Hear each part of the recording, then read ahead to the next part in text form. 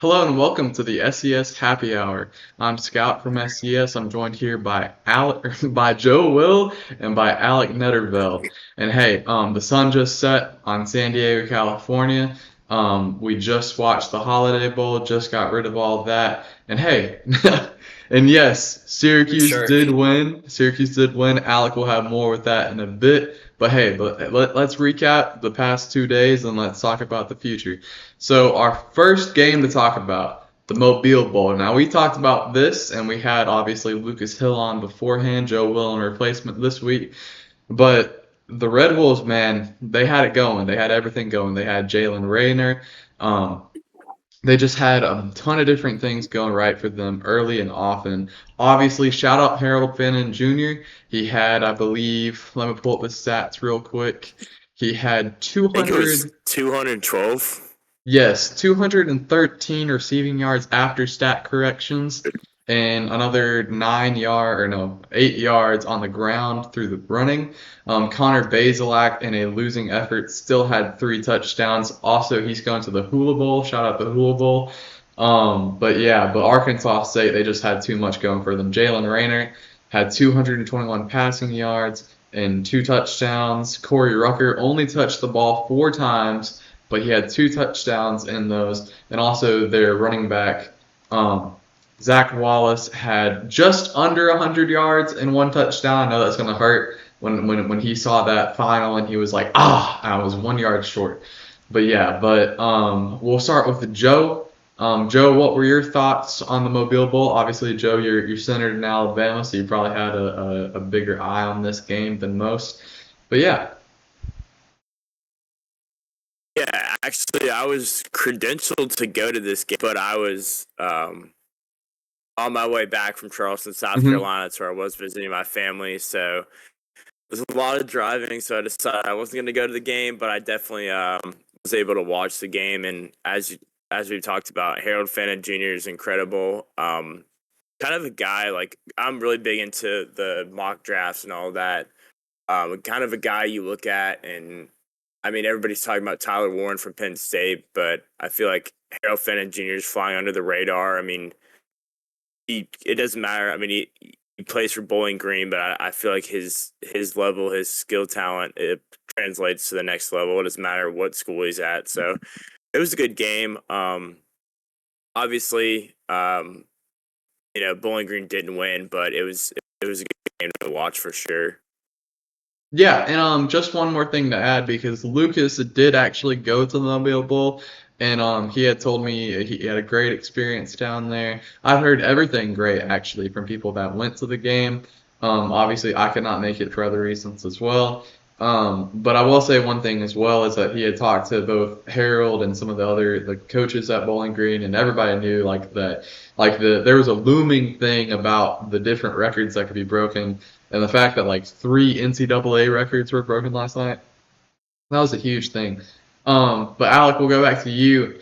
So Alec, did you see anything from this game, whether it was Arkansas State, whether it was Bowling Green, or just like anything that we may have not mentioned beforehand? Yeah, I saw a game that Bowling Green, if they're being honest, it's a game that they think they probably should have won or at least gotten this to overtime. Yeah, it was a one possession game. If you look down into it, Bowling Green they allowed a punt return touchdown to Courtney Jackson for Arkansas State. They missed a field goal, not a very long field goal at that. I think it was like 40 yards or so. They had another one blocked. If you look at that, those let's say up to 13 points right there. Maybe let's say the punt return still happens, but you make both field goals.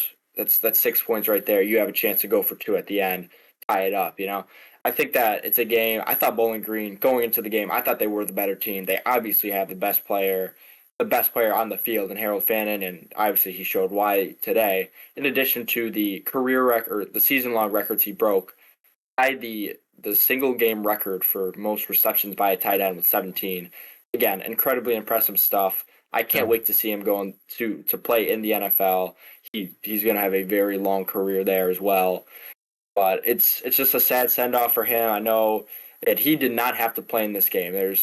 There really wouldn't be much shame if he did something like what Nick Nash and many other great college football players did and opt out of the bowl. Obviously, I'm glad he played. I'm pretty sure he's going to be glad of that as well. Just maybe a little disappointed at the end. Yeah, and I will say one thing as well. Um, Essentially, with that being his last team performance, he will still have one more performance that I should be at. I know Joe will be at in the Senior Bowl in Mobile. Maybe we can get Alec down. Down. It's probably at 95 to 10 to 65. It's a lot of driving, but we'll get him down here It's some way somehow. But yeah, and moving on. So our second game, this was my game, that I had talked about previously, and it kind of went like we thought, kind of didn't go how we thought. So obviously Diego Pavia, he has governorship of the state of Alabama to this point. Alabama and Auburn will have their chance next year with it, but man, like this guy. Uh, I don't know. I don't know. He had a great game today. Obviously, there was some ups and downs on both sides. Very chippy game, very wet game. Had a lightning delay in the middle of the fourth quarter. But you can't really fault Pavia. You can't really fault Clark Lea, Stowers, like any of those guys because hey, they played their butt off. At one point, they had a 35-13 lead on Georgia Tech. And I do think that they kind of took their gas off. Lee was probably not very pleased with how they played in the last 9-10 minutes of the game. But the first three quarters were a Vandy domination. And it was a great game. I saw it like that it was almost sold out. Recorded attendance of north of 33,000, which I think is insane for a UAB or a UAB stadium game, protective stadium game. But yeah, and now we'll go back to Alec. Alec, did you get to catch any of this Vandy Georgia Tech game? I know you were driving around this afternoon, but did you get to have any thoughts about Haynes King or Pavia or anything at large? I didn't get it. I really just saw a couple glimpses of it, not as much as I would have liked to see. I am really surprised though about the outcome and about how Vanderbilt got that 35-13 lead. This is a game that I thought Georgia Tech was going to win it. Again, I am 0 for 2 on my picks for bowl games, but I figured that either way, this would be a close game. It was two teams that they have similar identities. They want to run the ball. They want to do. Vanderbilt will do this a little bit more, but they want to get some option looks in there, physical football teams as well. I figured that, with all of that, I thought Georgia Tech was just going to do a little better, and the teams were very evenly matched, so again, it would be a close game. It really shocked me to see that 35-13 lead. Obviously, Georgia Tech started to make it a little closer at the end, but it was too little too late. And I do have a question for you guys. What I did hear about the game was some horrendous officiating. I have no clue if this is true or not, especially against Georgia Tech. You guys talk about that a little more? Yeah, so I was watching the game.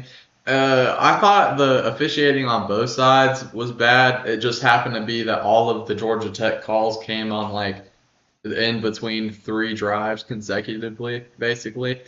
So one of the drives, they actually had more penalty yardage than total yardage because they had it was either 60 or 70 yards of, also, wait, timeout. So the Texas A&M game is currently happening, and as me and Joe have Troy connections, Jabri Barber just got his second touchdown of the season. More on that later. Anyways, but so it was like 85 yards of penalties on a 70-yard drive because Wow. when they scored the touchdown and kicked the extra point, there was a 15-yard roughing the kicker penalty on the extra point that was enforced on the kick because the kicker still made the kick. Like it wasn't like it impeded the kick or anything. So yeah, so I think it was more chippiness than anything. Obviously Georgia Tech didn't hold a lead the whole game, and the biggest lead for Vandy was 22 at that point that we had just mentioned. But yeah, I'm looking at the stats here. It was very, very even across the board, other than those two, and it'll be daunting. And especially that interception will be daunting. But those two crucial turnovers that Georgia Tech had are the biggest difference in a one-score game. But Joe, I know you also watched a little bit of this, so what were your thoughts on the game as a whole? It was a great game. Honestly, when I looked at the bowl slate, this is one of the games that kind of stood out to me the most. Partially just because of how exciting Diego Pavia and Haynes King are.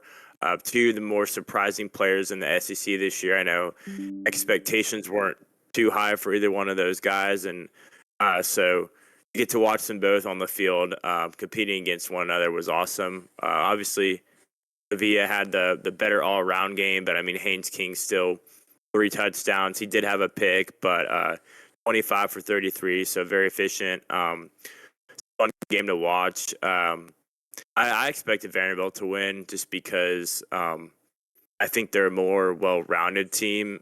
Georgia Tech is a feisty team. You know, we've seen that all year with Haynes King, but I did expect Vanderbilt to win, so I wasn't too surprised with that. No. But all around, just a great game to watch, and hopefully we get some more kind of games like this throughout this bowl season since it's kind of heating up here. Yeah. And I will say, as for bowl season, we've only had especially compared to the playoffs, but let me look since Friday. So since Friday, we had one score game.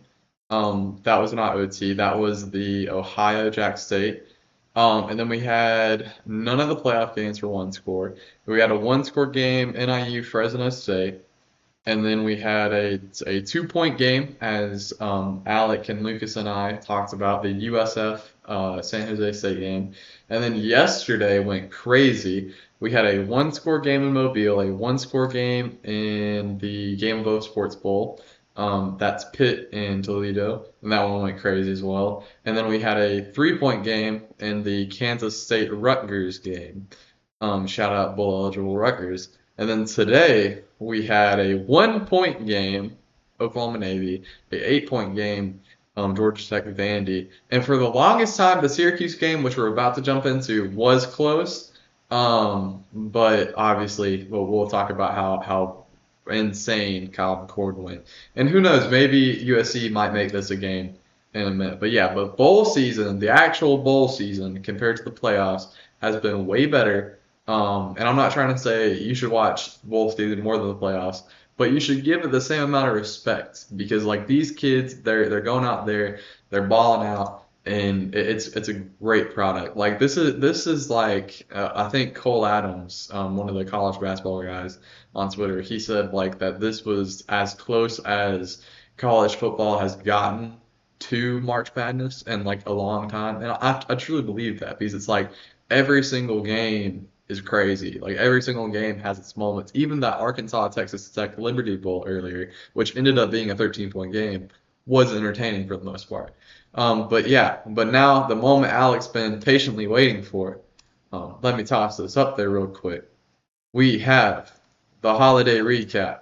So Syracuse, as they're cruising to a victory, shout out Joe Will for the wordplay there. But the Orangemen, they come out on top 52-35. And I'll go ahead and jump in on the first part of this game. So John Mateer, he's out in Oklahoma now. I had several of my friends on the Real app ask me why I was going with Zevi Eckhouse. If I'm saying your name wrong, brother, I apologize. But I was going with their backup as like my top guy because I liked what I saw. It was a big time play. And for the first quarter and a half, it looked like I was a genius because through the first quarter, it was a 21-14 Wazzu lead, and Eckhouse was responsible for 2 touchdowns. Past that, and I'll just talk about to halftime, there was a 18-yard touchdown catch from Gadsden from McCord, a 2-yard run from LaQuint Allen, who is featured on the bottom left, or I guess whatever you call that, or that one, yeah.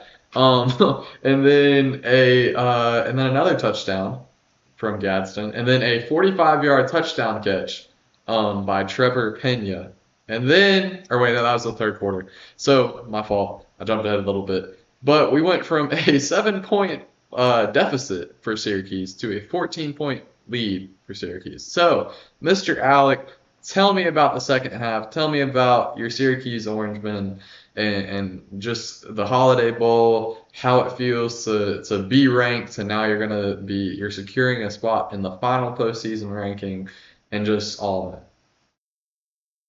Yeah, it's giving me a lot to talk about there. Just gonna start with the rankings. Yeah, it's Syracuse football, man. It's not known, especially in recent years, for being very good. There's been a couple moments, but nothing sustained outside of the 2018 season. Again, it's a 10-win football team. There's a decent chance the football team gets as many wins as the basketball team, which whole Yeah. other train wreck I can talk about. But it's amazing the progress that Fran Brown has made with this program, what Kyle McCord has done as well, and all the fantastic weapons Rondé Gatson, Trevor Pena, Jackson Meeks. It's a team effort. There's a bunch of guys. Looking at the game, especially the start, I think to an extent, this Washington State team, 100%, they came out ready to play. They were completely motivated because they saw a lot of people say, "Oh, Washington State, they shouldn't even play this game because they have all these coaches leaving and players opting out, and they're 17-point underdogs and all that." They saw that and they came out with a great game plan. Syracuse also had a couple guys not opt out, but a couple guys injured, a couple guys in the portal, not to the extent of Washington State, but they attacked those mismatches and they got a couple good plays early. I think it's Zevi Eckhouse. I'm just gonna call him Eckhouse. Eckhouse, yeah, he played into his system. He's a baller, man. I think he was very good on just RPOs, just those quick underneath passes. Later on, he extended some plays a little bit. Really, he had 2 picks. He was just trying to do too much at some points, and some of that was just the deficit and the very noticeable talent gap. But as the game went on, it really just became clear as Washington State could not stop this Syracuse offense. Kyle McCord, he is the ACC single season passing yards leader. He was fantastic all season. He probably had his best game today statistically.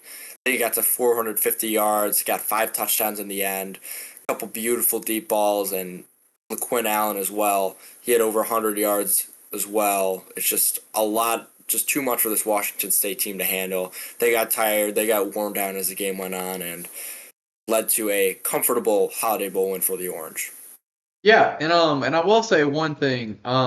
Shout out. I just had his name up. Sean Michael Hafey, a California Getty Images photographer, for the photos down there. Look, we've done this. Like I've made this is like my 7th or 8th graphic.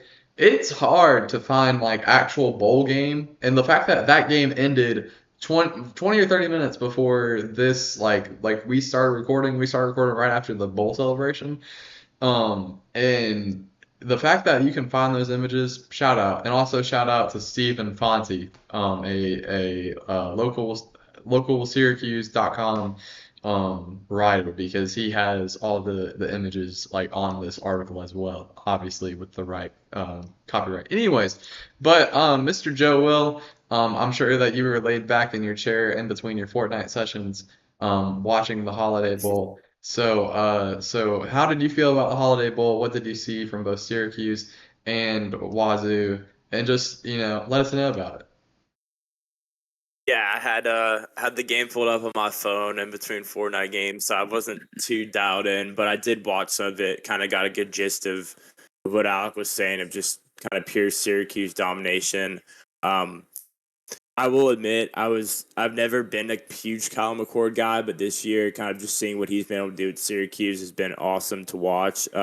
Just like I talked about with Diego Pavia and Haynes King, like the transfer portal. I mean, people talk about the bad and the ugly aspect of it too with NIL, but it's cool to see these guys go to other schools and flourish when they get another opportunity, and everybody else kind of leaves them for dead. And in McCord's case, I mean, he's just flat out balled this year, so it's cool to watch too. I believe he's from New Jersey, so I mean, it's just cool for get to see that, and it's cool to see a team like Syracuse just overall be like in the spotlight a little bit and win 10 games because You know, like you said earlier, like it's not used to, no one's used to seeing them like play very well. Like it's used to kind of being like, oh, it's a Syracuse, like, you know, they're 6 wins or whatever it is. But so it's cool to see them finish the season with a nice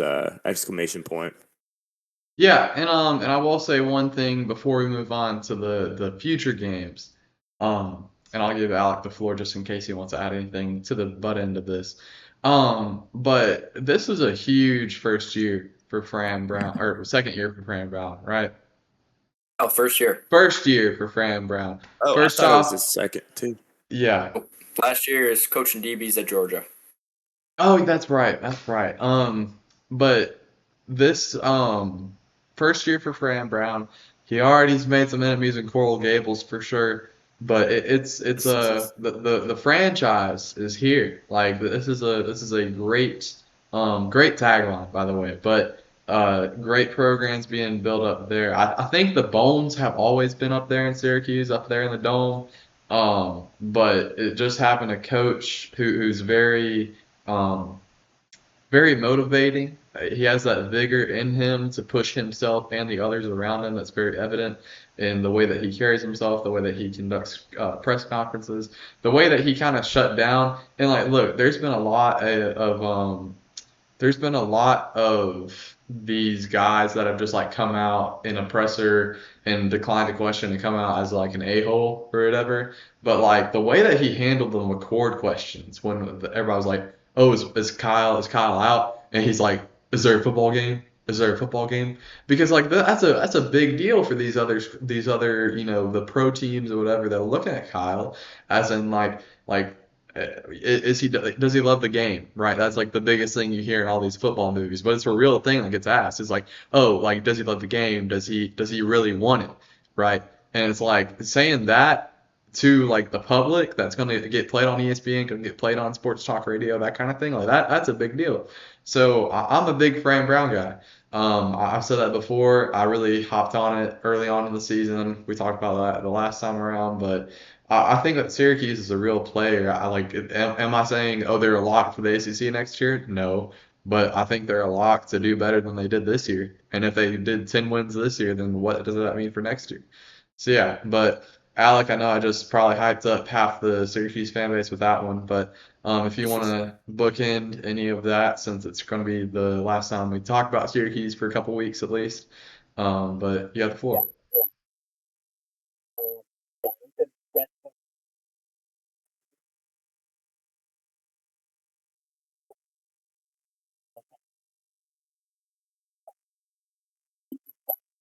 Hey, Alec, unplug and replug your microphone. But yeah, and while he does that, I'll just fill some time. But yeah, try it again.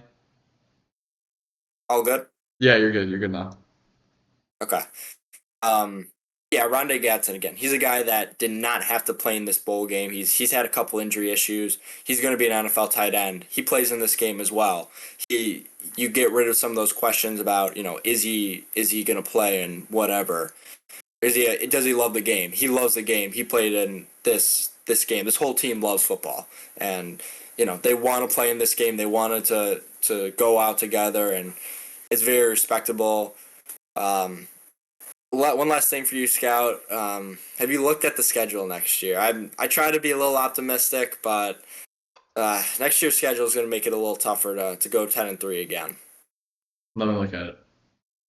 Yeah, I can read off most of the tough games. Oh You gotta wow, go. never mind. Chick-fil-A kickoff against Tennessee. My fault, King. But y'all got UConn and Colgate. UConn and Colgate after that. Also, yes, I'm being blinded by FBS schedules right now. Oh, Notre Dame. Never mind. 8 wins is a great season, guys. Yeah. It gets Oh God, gets this worse. is brutal. I'm looking at it. At Notre Dame, neutral against Tennessee and Atlanta, at Clemson, at Miami, SMU, at Clemson. Yeah. So playing. Bowl game. Yeah. Good. Maybe seeing ourselves in the Duke's Mayo Bowl next Look, year, and I wouldn't even be mad. This is like Program's already in a better spot than it was. and we're But going to keep like, building on it. I look at this. If y'all somehow only go like, if y'all get 8 or 9 wins, y'all might be a outlier playoff contender, honestly. Because like Tennessee's going to be ranked. Notre Dame's going to Right. be ranked. Uh, There's probably 6 ranked teams on that schedule. I know we got North yeah, Carolina and Georgia Tech Clemson as should be well, ranked. who might get Yeah, ranked. North Carolina's on that as well. Boston College could be ranked, honestly. Duke. Yeah, I think Duke's yeah, going to Duke, end up Pitt, being. Duke should have been ranked this year. Not a lot of people oh, want to talk about that, but 1,000%. 1,000%. yeah. Yep. Should have been ranked over Missouri for a good portion of the season. Definitely helped 7 prop up wins. Alabama in the SEC and Okay, I'm gonna hurt find my Miami in the way. ACC. Okay, so the order of the ACC games are determined, right? It's just what day you're playing on in that week. No, I don't think it's determined yet. Okay, I don't think they've announced when the games are being played. okay. So it's not just 4 away in a row. Okay, I can see that because Oh, no. that would have been absolutely terrible if all your away games were like right No. in a row. SMU will be ranked as well. Got it. Anyways, he followed me yesterday. That was hilarious. Anyways, the but this is a great schedule. 6 wins, and we're good. Anyways, let's move on. So we have some previews to get to. One of my favorites. I might be doing a bigger thing with Omar before the game starts. But we have Okay. the Independence Bowl in Shreveport, Louisiana. I actually went to the stadium. We went to in April. We went up to do I have a picture of it? Oh, I can't pull it up anyways. But if you want to look in April, we went to the Independence Bowl. I think that's the actual name of the stadium. And it's a nice stadium. It's very reminiscent of the 3 other Louisiana stadiums you pass on that road, but it's still a nice facility. It's right in the middle of LSU Shreveport and one of the other colleges over there, and then like some rundown ice rink. But it's a nice, homey. I like small bowl games, right? There's a reason that this bowl game has like a cult-like following. We stayed in Monroe, and in Monroe, like at the Duck Commander, they had a shrine for the Independence Bowl because at one point it was the Duck Commander Independence Bowl in like 2011 or something. But yeah, but it's a big time matchup. Obviously Army making it's a big deal for Omar. Omar's been wanting this for so long. But with this is a sicko game because so Marshall was intended to play for them, and then Huff left and everybody else left. I think that they literally have like 13 eligible players that could have played in this game. So they had to opt out. And then the NCAA actually did something that they had not done previously. There was not a precedent for this, like until the 80s or something, when Florida played in the Gator Bowl out of nowhere. But basically, they just picked the closest team, right? The closest team that could field a game. I know Monroe was really mad that they didn't get picked for it. But I mean, hey, like they're right there. They're not too far. They're half the distance. So I think it was just a safer bet for them. The product on the field, I think, will still be fine. They still have the quarterback that I have right there. Why am I forgetting his name? Give me a minute.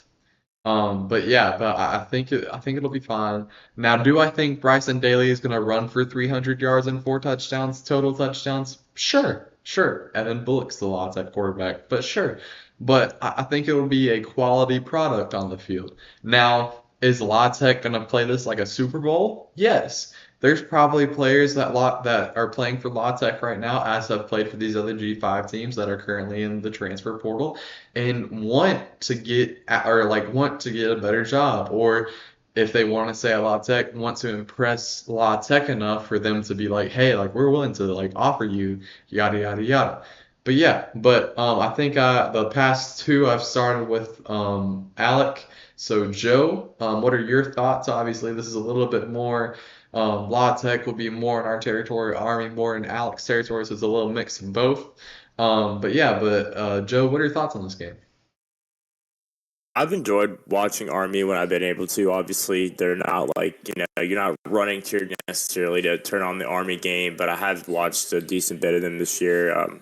offensive line. They won the Joe Moore Award, correct? Yes. Or were they Yes. semifinalists? Yeah, okay. So their offensive line is obviously it's Army, so it's physical. They're not going to bend very much. And then watching Bryson Daly run the ball has been great as well. I don't have much of a file on Louisiana Tech. But like you said, like it's a local game for them. They're going to be up for this game. So this is definitely the definition of a true sicko game. So I look forward to watching it. But I think, I don't know, if I had to pick a team to win, I would lean Army. But again, like I said, I don't have much of a file on Louisiana Tech. And you never want to count out the home team discount.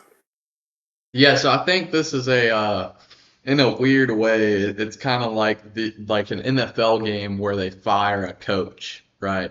Like it's kind of that vibe. Like these guys are playing with house money at this point, right? They didn't earn the spot, but they were given the spot. So now you got to go out there and kick some butt, right? And I truly think a lot like they're gonna come in this and they're gonna I don't think they're going to dominate or anything, right? I think they're still going to get dominated, but they're going to go out swinging at least, right? Like they're not going to fold because I'm like, you get 2 extra weeks of per diem, you get 2 extra weeks of 3 meals a day. They're definitely playing for something here. And with a lot of these kids and how NIL works, you're playing for a lot more than just because this is a nationally televised game. I don't think they've had more than 3 nationally televised games a whole season. Obviously, I think the last one was the one they lost against Jack State. Um, and yeah, but it's an interesting one for sure. But yeah, but we'll go to Alec. Alec, do you have any Indy Bowl thoughts? Obviously, West Point isn't too far from where you're at. So, but what are your thoughts on Army and the Indy Bowl? Yeah, I think this is a game that Army, on paper, they are the better team, especially, with that triple option. It's a tough defense to defend, tough offense to defend, especially on short notice like Louisiana Tech has. And Louisiana Tech, they've been a really interesting team though this year. They've had a couple games. I'm looking at their results this year. They played Sam Houston. It was a 3-9 game against Sam Houston. They lose. They beat Western Kentucky 12-7. Those are two of the better teams in the CUSA. I know CUSA isn't great this year, but that's still pretty notable. And, they also nearly beat Jacksonville State 37. They lost 37-44. They lost in a Hail Mary. That game probably should have went to overtime. So this is another thing. They were tied with NC State at NC State in week 2 at the start of the fourth quarter. So this is a team that we've seen some good from them. We've also seen them lose to Tulsa at home, Yeah. who has been pretty horrible this year. So it really depends on what Louisiana Tech team we're going to get this year. I think, or in this game, excuse me. I think that with this team, I think the sum is less than the parts. I think the individual players on this team are better than the 5-7 record that Louisiana Tech has put out. But if you can put it all together, that would be huge. Yeah. Biggest thing for the Bulldogs, one of the many Bulldogs in college football, they do not have their best receiver, True Edwards, one of the best receivers in CUSA, arguably the best. I'd say he's gone portaling. Louisiana Tech does not have much of a run game as well. So the way I'm looking at this, I do think that Army, again, it's tough to stop the triple option. I think that they will. I think they're going to control this game. I think they're going to go up early. Louisiana Tech, they'll get a couple put. They'll get it. They'll keep in it a little bit, but I do think Army's going to win this one fairly comfortably in the end. Yeah, and all great things. I will say one thing to La Tech. Wait, let me look it up. They must have already posted this because if I'm going out in style. I don't know about y'all. And I love Latex, their closet, their wardrobe, whatever you want to call it. It's one of the best in college Yeah. football. It does look like they have some fancy helmets. Oh wait, y'all probably just heard that video in the background. It does look like they're wearing their red shells with the USA helmet, which is the last one that they came out wearing. So if they do wear some fun, fancy uniforms, yeah, okay. Red helmets confirmed, just uniforms not confirmed. But hey, if you're going out, especially in a bowl game about the Independence Bowl, I love the little Stars and Stripes logo. But let's go out with the fancy uniform as well, right? You got to look good, play good, and it all starts with the uniform. But yeah, let's keep it rolling. Let's keep it rolling. So Mr. Joe Will, he's a frequent flyer on SSN Alabama's post game Alabama space. And he's also what some may say a Bammer, an Alabama fan. So, the Reliaquest Bowl. Remember the Outback. I'll never forget you, Outback Bowl. But yeah, for the Reliaquest Bowl this year, we got Bama versus Michigan. It is the second game in Tampa, as we talked about last week. The Florida Gators beat the Tulane Green Wave, and the SEC looks to go 2-0. So, Mr. Joe Will, you have the floor on this one from the very get-go. So, how do you think your Bama Crimson Tide is going to do against Michigan? I think they'll do well. It'll be a weird game just because it's going to be Donovan Edwards, Khalil Mullings. I don't think Holston Loveland's going to play. Mason Graham's going to be out. So they're going to be without a lot of their starters. I mean, that doesn't necessarily mean much for them considering they didn't win many games this year. But obviously, a lot of those guys are going to be day 2 picks, maybe even have a day 1 pick in there. So, and then as far as Alabama, Proctor's out. He's been kind of banged up this year. So he had, I believe it was shoulder surgery. So he's not going to play. Weirdly enough, Justice Haynes transferred to Michigan. So I don't really know how that's gonna work as far as like from a comfortability standpoint. But I mean, he's still got Ryan Williams playing. He's still got Jalen Milroe playing. I'm curious to see how much of the game Milroe plays. Obviously, Ty Simpson is going to be your presumed starter next year. A lot of people are excited about him. I myself am, but also at the same point, I would like to see Milroe kind of assuming he, decides to declare for the draft, which is, I think, what the decision will end up being. I don't think he'll come back. I'd be shocked if he came back. I would like to see Milroe kind of put a nice cherry on top of his Alabama career. This year has been a lot of highs, a lot of lows. I've been one of his fans from the start, so even in the tough times, I've kind of taken his bad performances with a grain of salt. But I think Alabama wins this game pretty comfortably. Obviously, completely different rosters, but the last time these teams played in a bowl game that wasn't the Rose Bowl last year, unfortunately, they lost that game. Last time Alabama played Michigan, Mac Jones went off, and I'm just happy as a Bama fan, as a Bama graduate, that Bama doesn't have a lot of opt outs in these games from draft eligible guys. It seems like they have an understanding, even with Saban not there, with the program, that hey, these bowl games are important, and we want you guys to play in these games. So I'm glad that we'll get to see some of their starters playing, and then I'm also excited. Saw some photos today of Jalen Mbakwe playing some receivers. So I don't know if it's been announced officially that he's switching, as he played a lot of defense this year, didn't play any offense.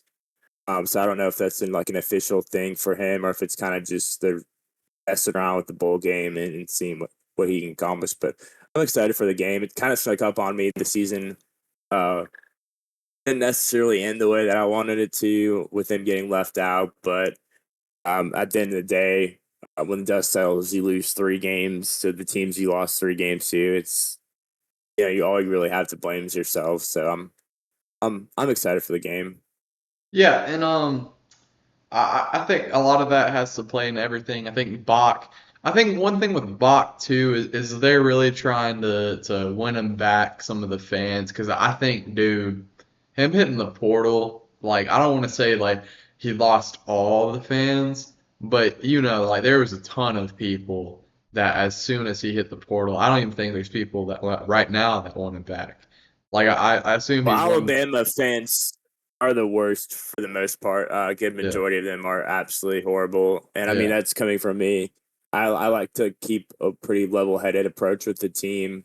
Like I said earlier, in regards to Milroe, but the fan base is very reactive and spoiled. So I get the Bakwe thing. Like, obviously I was like kind of surprised when he said that he was going to leave, but I'm not going to like be like, oh, you're coming back with like, I don't have any ill intentions towards him. I'm just like happy to have him and excited for see what he can do in this game. If he's we'll see a lot of snaps at receiver, and then just kind of going into next year, the momentum for him.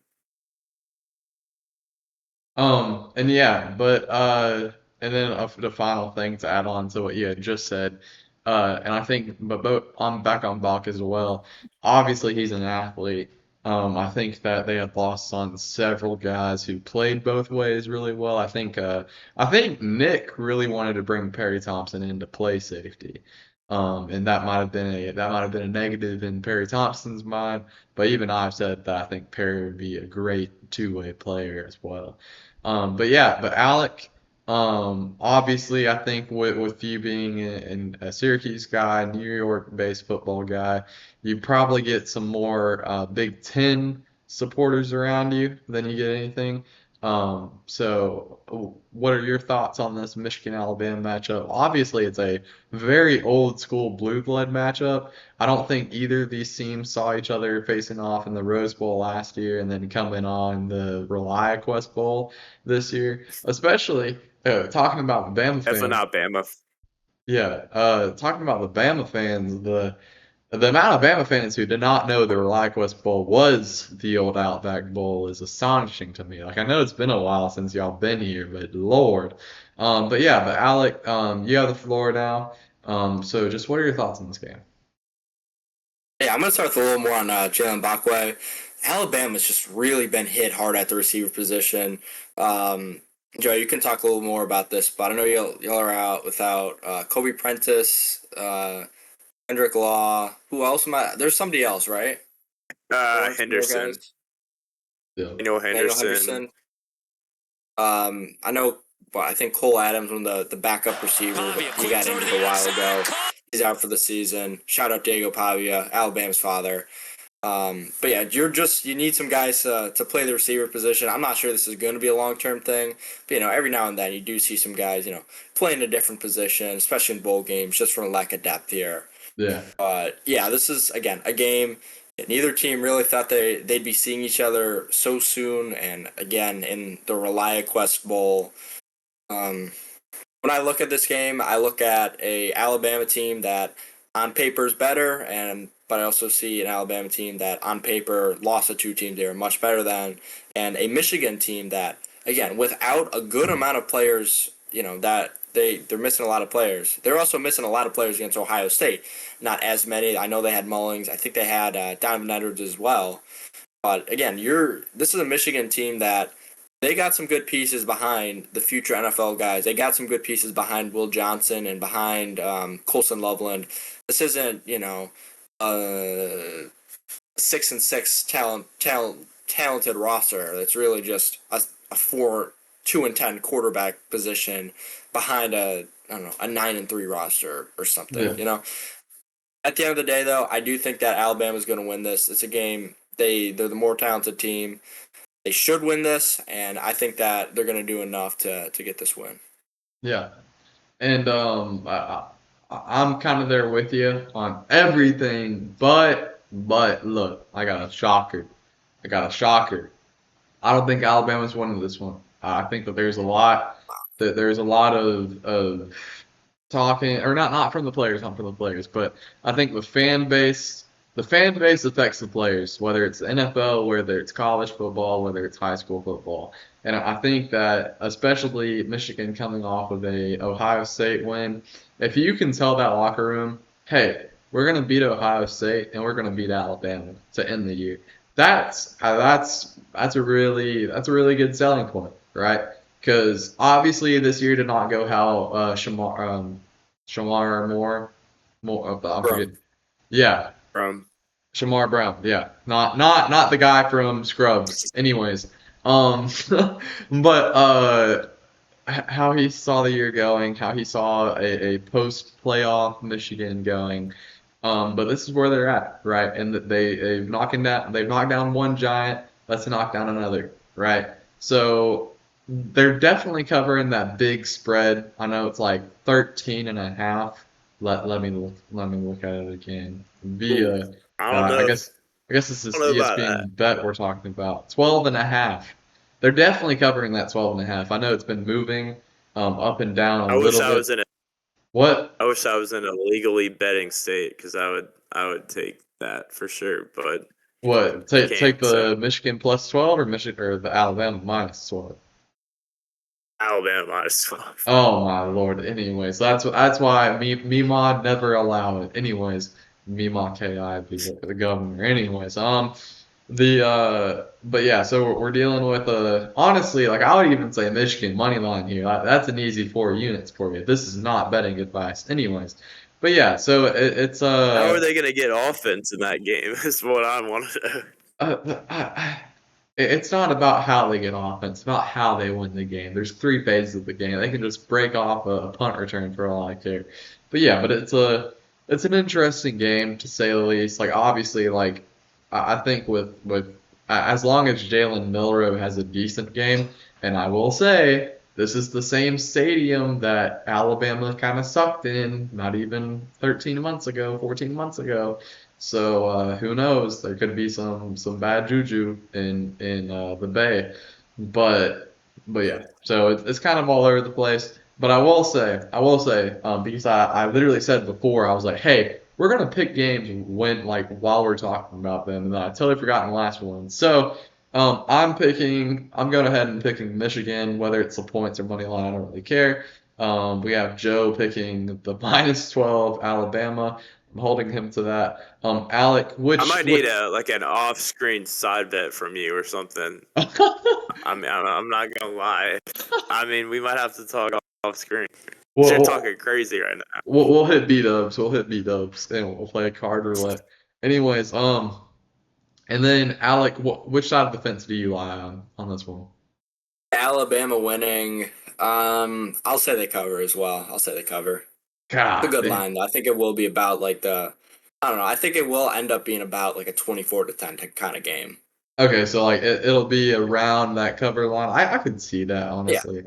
yeah. I mean, it's a I just game think that I would never touch if I was a better. yeah, I just think these like 2 score games are where people start to think like, oh, it's gonna be a 30-point blowout or whatever.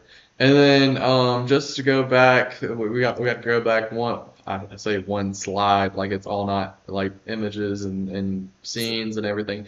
The Independence Bowl. So this game is a lot bigger of a line. It's 16 and a half or 16 and a hook for the Army Black Knights. Alec, what is your take on this game? I like Army to cover. Army to cover. Joe, what's your take on this game? Army to cover. Okay. I look, I'll be different, but I'm not saying money line for La Tech. I'm just saying like backdoor cover, like La Tech's down 22 and we score a 85-yard touchdown, right? I can see that. So yeah. So I'm taking a lot like backdoor cover here. Anyways, okay, so that is all for our breakdowns and other analysis. We're gonna try to do something different for this one, our little like breakdown session of the actual podcast. So currently right now there's 9 minutes left in this A&M USC game. I've been wanting to comment on it the whole time. Shout out to Bree Barber, second touchdown of the season. Had to confirm that in my head. Also shout out Rio because you can like enter on a raffle to win those plays. I just won that play. Um, but they've had 5 interceptions in this game, fellas. I don't know if y'all had that in the background. I've had the little box score up here in the background.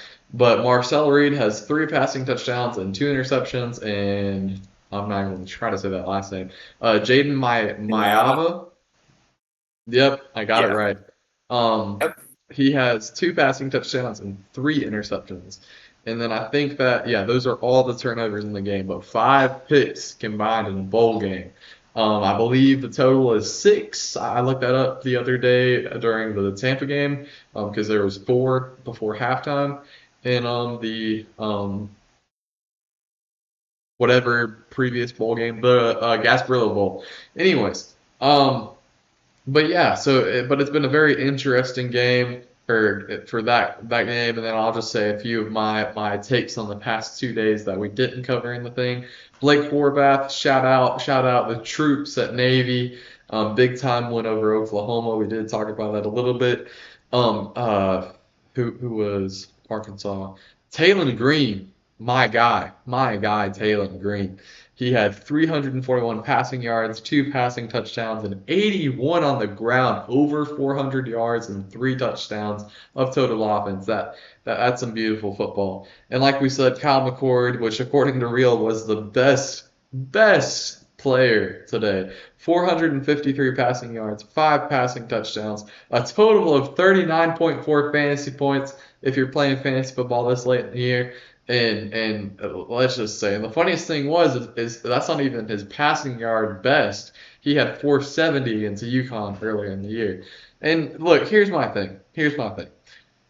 Sometimes a change of scenery in this world where we talk about the transfer portal's bad and it's of the devil and NIL's bad, it's of the devil. A change of scenery like what Kyle McCord's gone through. In the past month, he's been a top 15 player in college football. In the past 7 days, he's the second player, and some of these guys haven't have played multiple games, and he's still the second player. And it's Kyle McCord's one of those guys where it's like, yes, at Ohio State he wasn't that great, but in the end he was fine.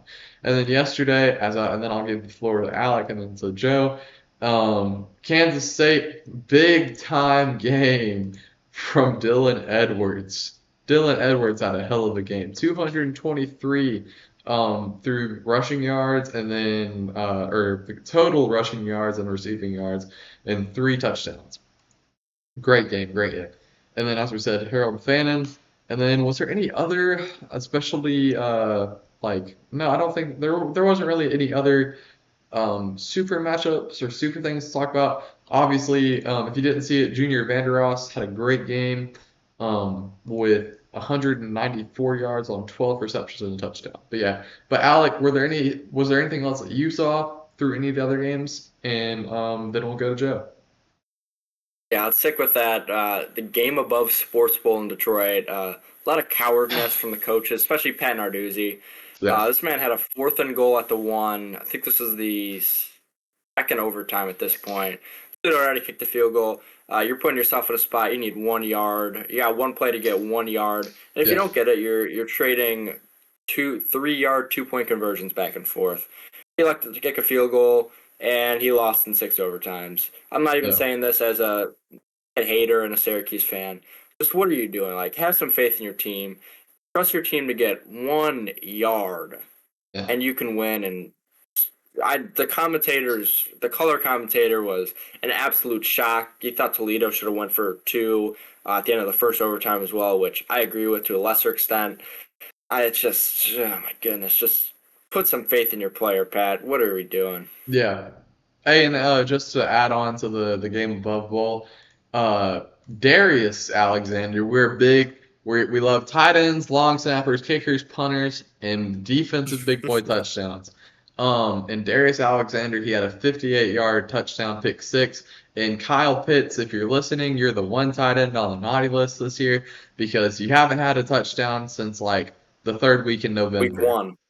Yeah. Oh, I know it all too well. Yeah. I know it all And too well.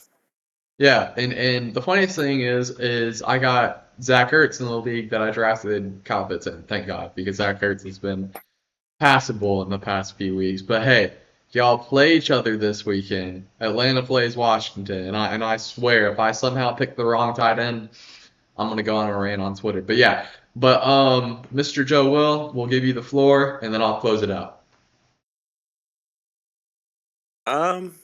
I think we covered a lot of the guys. I kind of in my mind, and sorry too, my cat jumped in my lap. I keep going back to Harold Finn, and I'm just really excited to see where like he ends up. I don't think has he been confirmed for the Senior Bowl, or is that kind of up in the air? Confirmed. Okay, so yeah, I'm really excited to watch him there. Obviously, 200 yards in the season. You can't, and 17 catches is insane, breaking records. Yeah. So I'm very interested. I think he should be.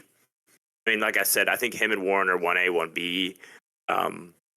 But I don't know. As far as Warren, I mean, Penn State's going to presumably win this week and then play another game, so he'll be in the national spotlight more. But my cat is obsessed with me. I'm sorry.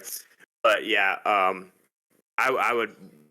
Bannon's an early day 2 pick, maybe a back half of the first round pick. So that was just cool to watch that, just pure dominance on national TV.